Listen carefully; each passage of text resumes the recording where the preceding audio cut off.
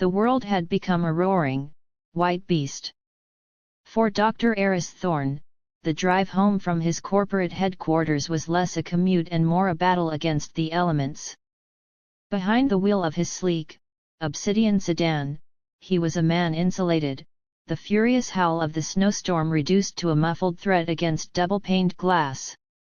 The heater breathed a constant, warm sigh, and the leather steering wheel was a familiar, comfortable temperature beneath his palms.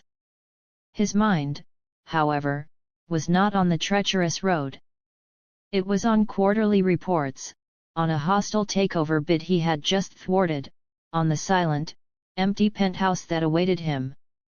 At 42, Aris had built an empire from a ruin of grief, his company, Thorne Biomedical, a monument to a life he no longer lived. His success was absolute, his solitude equally so. His route took him through a less polished part of the city, where the street lights flickered with a sickly orange glow and the snow was already piling into grubby, unshoveled banks.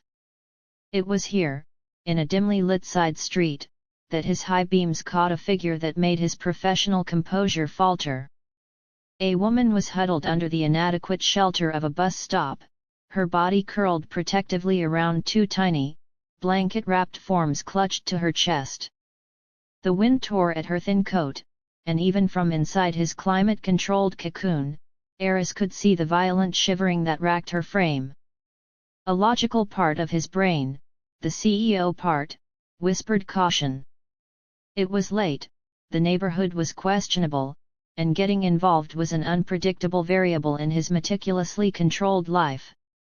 But another part, a part he had buried 6 years ago when he became a single father to a daughter who was now away at boarding school, saw something else. He saw the absolute, desperate curve of her spine, the way her head was bowed not just against the cold, but against the weight of the world. He saw a mother. With a quiet curse that fogged the cold window, he signaled and pulled over, the car coming to a silent halt a few feet from her. He stepped out, the cold hitting him like a physical blow, the wind stealing his breath. The woman flinched, her head snapping up. Her face was ravaged by tears that had frozen on her cheeks, her eyes wide with a fear that was more profound than any mere fright of the storm. She was younger than he first thought, perhaps in her late 20s, with the pale, delicate features that were sharpened by exhaustion and despair. "I'm not going to hurt you," Aris said, his voice unusually gentle, a tone he reserved for his daughter during nightmares. "You'll freeze out here. The babies, please, let me give you a ride." She stared at him, her gaze scanning his expensive coat, his car, his face. The war within her was visible, a desperate need for shelter warring with a deep-seated terror of strangers. A particularly vicious gust of wind screamed down the street, and one of the babies let out a thin, reedy wail. The sound seemed to break her.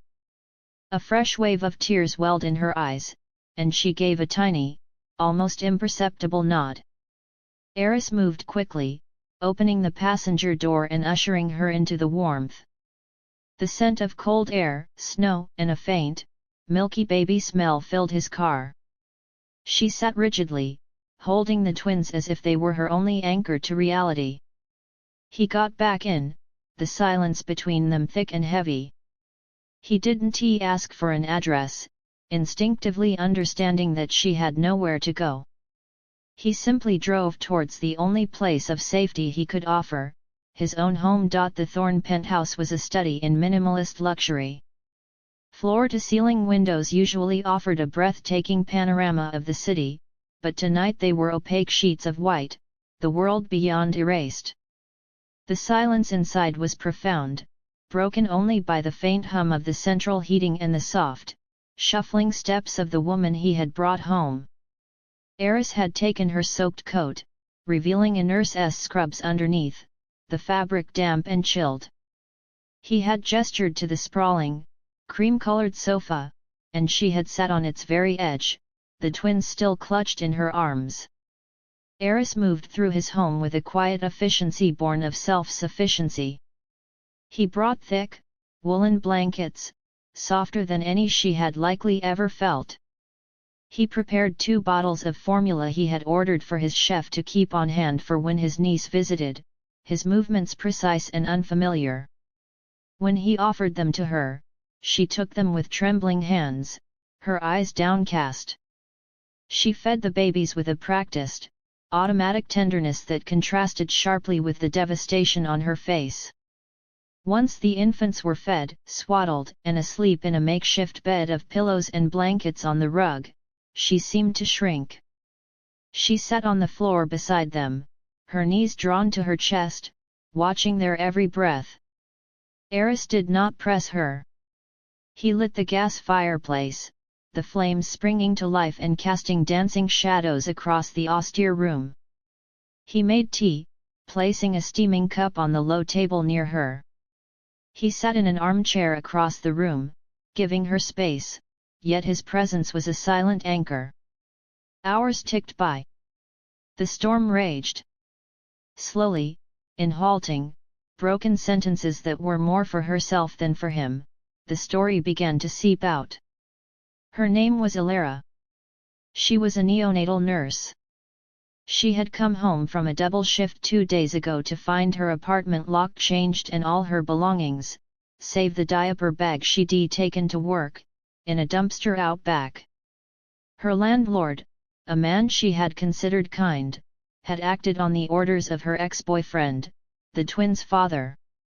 He was a man of wealth and influence, and he had decided, after a paternity test, that he did not want the complication of Alara in his life, only the heirs she had provided.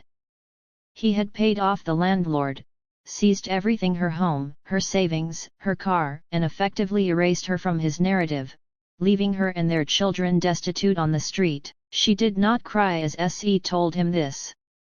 Her voice was a flat, hollow monotone, all her tears seemingly spent in the snow. She had spent the last 48 hours in a homeless shelter, but with the storm, it had been overcrowded and terrifying. She had been trying to get to a hospital, thinking she could beg for help there, when the buses stopped running, stranding her. Aris listened, his jaw tightening. He was intimately familiar with the brutal wield of power, but this was a new level of cruelty. He looked at Alara, at the sleeping twins, and felt a cold, sharp anger ignite within him, an anger that was far more personal than any corporate rivalry. Morning broke over a city entombed in white. The storm had passed, leaving a pristine, silent world. Inside the penthouse, a fragile new routine began to take shape. Aris, a man whose schedule was dictated by global markets, found himself cancelling his morning meetings. He instructed his assistant to have his chef deliver groceries and to procure everything necessary for twin infants, a proper crib, diapers, clothing, formula. Alara awoke from a fitful sleep on his sofa, disoriented and flushed with embarrassment. She tried to apologize, to gather her children and leave, but Aris stopped her with a quiet, firm authority that brooked no argument. The children cannot go back out there. Neither can you, he stated, his tone leaving no room for debate. It was not an offer of charity, but a statement of fact. He gave her the guest suite, a spacious room with its own bathroom. He showed her how to work the sophisticated appliances. He provided her with a prepaid phone for emergencies. His actions were all practical, devoid of sentiment, which somehow made them easier for her to accept. She was a woman who had lost all agency, and he was giving her the tools to reclaim it, piece by piece. Over the next few days, Aris observed her. He saw the way she cared for the twins, Liam and Lila, with the quiet, exhausted competence that spoke of her profession. He saw how she tried to make herself useful, cleaning up meticulously after every feeding, folding the blankets into perfect squares. He saw the shadows under her eyes begin to recede, replaced by a cautious, watchful stillness. For Aris, the presence of the trio was a seismic shift in his sterile existence. The penthouse, once a silent monument to his success, was now filled with the soft gurgles of babies, the rustle of blankets, and the gentle sound of Alara's movements. He found himself lingering in the common areas, pretending to read reports while secretly watching her soothe the fussy Lila, her voice a soft, melodic hum. The scent of baby powder and milk had overridden the scent of lemon polish and isolation.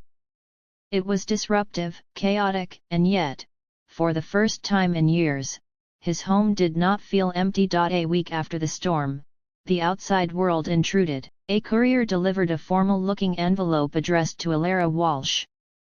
Aris, acting on a protective instinct he didn't fully understand, took it. He found her in the nursery he had furnished, rocking Liam.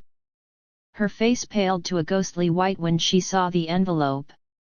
It was, as he had suspected, from her ex-boyfriend's lawyers. It was a custody petition. It painted Alara as an unstable, homeless woman, unfit for motherhood, and sought full, permanent custody of Liam and Lila, citing the father's superior resources and stable environment. The cold, legal language was a weapon, designed to shatter her completely. And it did. The fragile strength she had been building crumbled in an instant. She sank to the floor, the paper falling from her numb fingers, her body folding in on itself in silent, heaving sobs. It was a more profound despair than even the night in the snowstorm. Then, she had been fighting the elements. Now, she was fighting a system rigged against her. Aris did not offer empty platitudes. He did not tell her it would be all right. Instead, he picked up the document, his eyes scanning the legalese with the cold precision of a predator assessing prey. He recognized the name of the law firm. It was a prestigious, cutthroat practice, but he knew their weaknesses. He knew the judge assigned to the case. He knew the ex-boyfriend's business, a lucrative but ethically shaky import-export operation. He knelt beside her, a rare gesture of physical proximity. "Alara," he said, his voice low and steady. "Look at me." She lifted her tear-streaked face, her eyes pools of hopelessness. "You are not alone in this fight. You are a dedicated nurse. You are a caring mother. You have a home. And you have me." The last words hung in the air, a vow. "I am not just a CEO. I am a strategist. And I do not lose." In that moment, the dynamic between them shifted irrevocably. He was no longer just her rescuer, he was her champion. He placed a call to his own legal team, the most formidable in the city, and outlined the situation. He became her fortress, his wealth, and influence the walls behind which she could safely regroup and fight. The following weeks were a whirlwind of quiet, calculated activity. Aris's lawyers responded to the custody petition with a blistering counter-offensive. They documented everything: Alara's impeccable employment record from the hospital, testimonials from colleagues about her skill and compassion, and a full financial and psychological evaluation that painted a picture of a resilient, capable mother. Aris's head of security, a former private investigator, began digging into the ex-boyfriend's life, unearthing a trail of shady business deals, past restraining orders from former partners, and a gambling habit that made his financial stability a facade. Aris involved Alara in every step, treating her not as a victim, but as the client and commander of her own defense. He taught her how to read a legal brief, how to anticipate the opposition's moves. In the evenings, after the twins were asleep, they would sit in his study, the city lights glittering below, and strategize. She began to change. The cowed, broken woman from the bus stop was receding, replaced by a determined, fierce protector. She found her voice, her opinions growing stronger, her gaze meeting his directly. During this time, Aris discovered a new side of himself. He, who had always connected with his daughter through nannies and scheduled visits, found himself genuinely engaging with the twins. He learned to change a diaper, his large, capable hands surprisingly gentle. He would walk the floor with a colicky Liam at 3 a.m. The baby's head a comforting weight on his shoulder. He discovered that Lila would stop crying if he hummed a tuneless, rumbling melody. He was rediscovering the rhythms of fatherhood, but this time, he was not doing it alone. He was doing it alongside Ilara, and her quiet approval felt like a reward greater than any business acquisition. A quiet, profound bond was weaving itself between them, built on shared cups of late-night coffee, whispered strategies, and the mutual, fierce love for two innocent children. The custody hearing was swift and brutal. Aris's legal team, armed with the damning evidence his investigator had gathered, dismantled the ex-boyfriend's case. His credibility was destroyed, his motives exposed as malicious and controlling. The judge, unimpressed by his wealth and appalled by his actions, dismissed the petition for custody and granted Ilara full legal and physical custody, with the father receiving only supervised visitation, contingent on his completion of parenting and anger management courses. It was a total victory. Outside the courthouse, under a clear, cold sky, Ilara stood clutching the official documents, her body trembling not from fear, but from overwhelming relief. She turned to Aris, her eyes shining with unshed tears, but this time, they were tears of joy. "I don't know how I can ever thank you," she whispered, her voice thick with emotion. He simply looked at her, at the strength and light in her face that had been absent on that first night. "You don't have to," he said. That evening, back in the penthouse, a sense of peaceful finality settled over them. The fight was over. The threat was gone. The logical next step would be for Ilara to find her own place, to start her life anew with her children. The unspoken question hung in the air between them as they put the twins to bed in the nursery that was more their home than any other place had been. Standing in the softly lit hallway, Ilara finally voiced it. "Aris, we'll start looking for an apartment tomorrow. We've taken too much of your time and space." He turned to her, his usually impassive face softened by the dim light. He reached out, his hand gently cupping her cheek, a touch so intimate it made her breath catch. "Ilara," he said, his voice low and resonant. "That night in the storm, I thought I was rescuing you. But you weren't the only one who was lost.